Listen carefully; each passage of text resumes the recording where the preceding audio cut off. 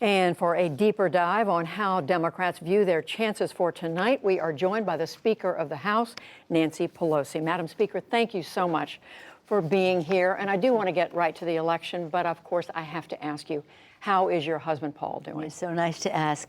Day by day, he gets better, and day by day, I ask him, okay, I got to do the campaign, okay? And so he's well enough for me to do that, but we take it one day at a time. But thank you for asking. He's been deluged with prayers from all over. Georgetown University here, Nuns of the Sacred Heart in San Francisco, churches across the country pouring out prayers for him. So I believe in prayer. Thank you so much. And he has been getting better.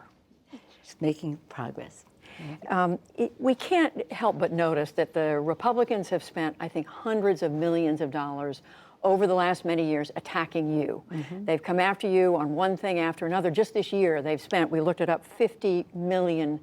Do you see a connection between all of that and the attack on what was meant to be an attack on you? Yeah, well, that's the sad part of it, that it was an attack, intended to be an attack on me, and sadly, my husband paid the price.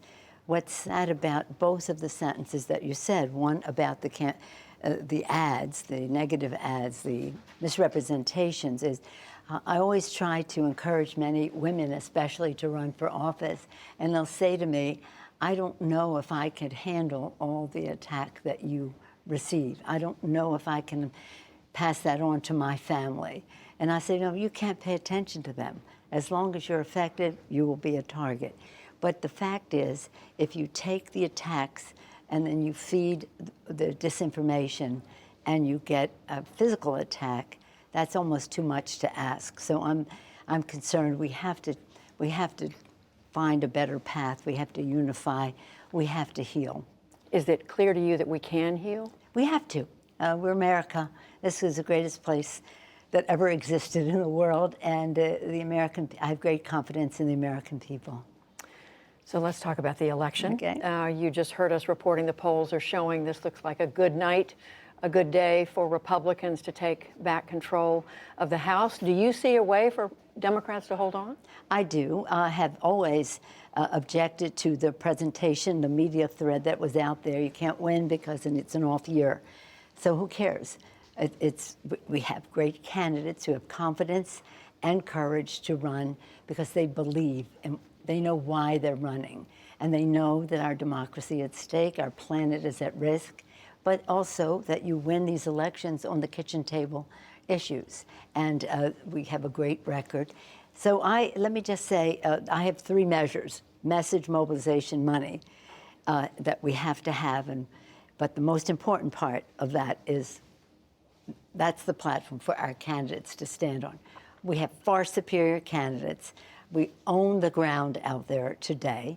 And just because a pundit in Washington says, history says you can't win, is no deterrent for the enthusiasm we have out there. So I think you'll be surprised this evening.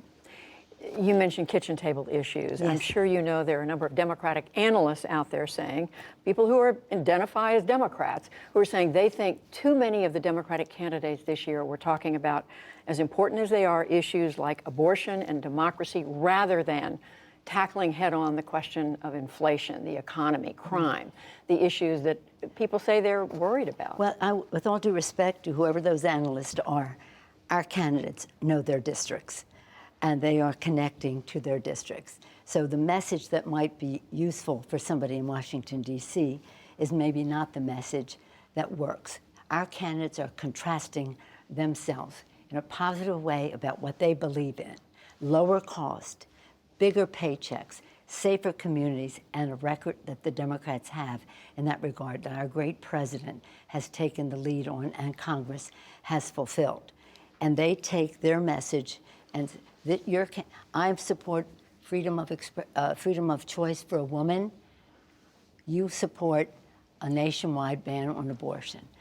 I support lowering prescription drug prices. You voted against that and said your purpose, if you win, is to reverse lowering prescription drug prices. I support Social Security. You say we should put it on the chopping block. And the list goes on: climate, you name it, gun safety, and the rest. So in their districts, They know all politics is local. They know how to connect to their voters better than some general pundits in Washington, D.C., with all due respect. I was just going to say, one of those analysts is Stan Greenberg, whom you know very well, Rui Teixeira. These are people who have spent years looking at the Democratic Party and its messaging.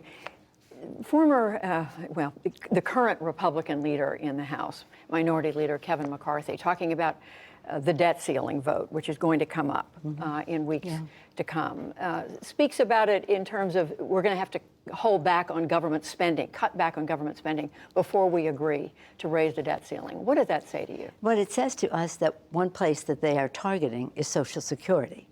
They're saying, oh, we're going to put Social Security, Medicare out there, and we're going to use the debt ceiling as our leverage. And we're just going to be there for Social Security and Medicare. And the American people have to know that that is at stake in this election. Our challenge is that we are not fearmongers. We're hope purveyors. And you don't want to scare people, but you have to let them know what is at stake in the election. And they've been very clear. They're going to use the debt ceiling vote as a way to cut Social Security. They call them entitlements. We call them insurance programs that people have paid into. But if Democrats are in the minority, how can they stop it? Well, we intend to win. We have an election, you understand. It's not determined by pundits in Washington. It's determined by the American people. And I'm excited about Election Day. It's a day where the sanctity of the vote is revered, where people vote, and we have to respect the results of that. But again, whatever the outcome, we will respect that.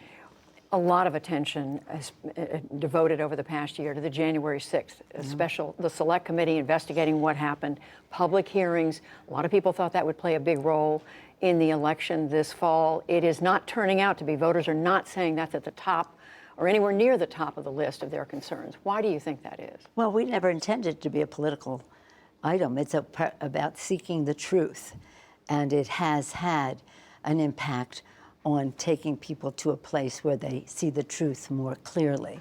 But it was never planned as a political tactic. But you do see people saying that democracy is at stake in the election more and more, and those are not unrelated. But if you see the assault that was made on the Capitol, on the Constitution of the United States, which we all take an oath to protect and defend, but clearly our colleagues have abandoned on the other side of the aisle, and you see the rhetoric that was going on that day, and you see what that man said coming into my home, you see a thread. And that's just not something that has a place in our democracy. Which comment are you referring to? Where is Nancy? Where is Nancy? Where is Nancy? And some of the rest of the disinformation that he used as his motivation. But again, our family is strong, and we have a lot of trauma to deal with. We don't want other families to have to deal with that. And we don't want the babies born now will live to the next century. Even some babies born 10 or so years ago will live to the next century. We want to make sure that they have a democracy that is strong, a planet that is safe, values that are intact, and that we have healing and unity that has produced that. So this is an election. We'll take it in stride. We think we'll do much better than anyone expects. We'll see in a matter of hours. We may not have the results right away, they tell me, but at least we'll have some idea as we go forward. That's our understanding. President Biden, his approval ratings, I know you know very well, are in the low 40s on average, in some places even lower. Has he been a drag for Democrats this year? No, not at all. He has been a great president. He has not received the respect and the appreciation, whether we're talking about lowering the cost of prescription drugs and protecting Social Security and Medicare, whether we're talking about 10 million jobs created under his presidency. Of course, the private sector has a role in that. You have a president who's had legislation unseen in this country or any country to preserve the planet, to fight the climate crisis. Gun violence protection, every subject that you can name, a woman's right to choose personal freedom, just enlarge the issue to that. He's been a great president. And in our districts, our members are doing just fine in terms of their own approval ratings because of what they done to vote, or in terms of our candidates, how they intend to vote. And do you think the White House has done the job that it needed to do to get that message across that you just described? Let me just say, yes, I do. And I have no complaint whatsoever about the White House and what they have done. What I will say, that there is a massive disinformation campaign that's going on in our country. It's repeated again and again on TV and radio and in the press.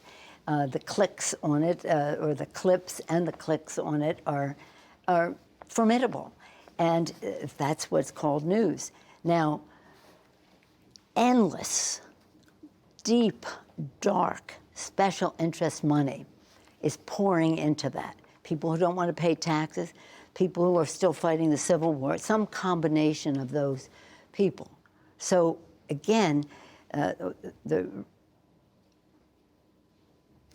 numbers that relate to the president are really not that bad. When we lost in 2010, unemployment was at 9.5%. Right now it's at 3.5%. So this president doesn't get the credit he deserves, but I think that there has to be a recognition of the disinformation that is out there. And so the American people are certainly better off than they were 2 years ago. But again, because of disinformation, they suffocate the airwaves with disinformation, and that confuses people. One last question about you and your future. Yeah. You've served as Speaker, as a member of the House of Representatives, especially during these last few tumultuous years. You said in an interview yesterday that what happened to your husband could have bearing on whether you decide to run again. What about if Democrats were in the minority? Would that have an effect on your decision about whether to run? Well, I'm not predicating any action on Democrats not winning tonight. So that's a conversation for another day. Let's just get out the vote. And again, with hope, and again, with respect for everyone who votes. Democrats, Republicans, declines to state, that's what they're called in California, but I don't know if that's called an independent other places, but non-affiliated. We respect all of their votes. And in my Congress, I'm so proud of the House Democrats because they're so courageous. But I respect every member for the people who sent them there. The people who sent them there, the American people, I have great confidence in them. House Speaker Nancy Pelosi, thank you very much for joining us. My pleasure. Thank you. Appreciate it. We're to victory. Thank you.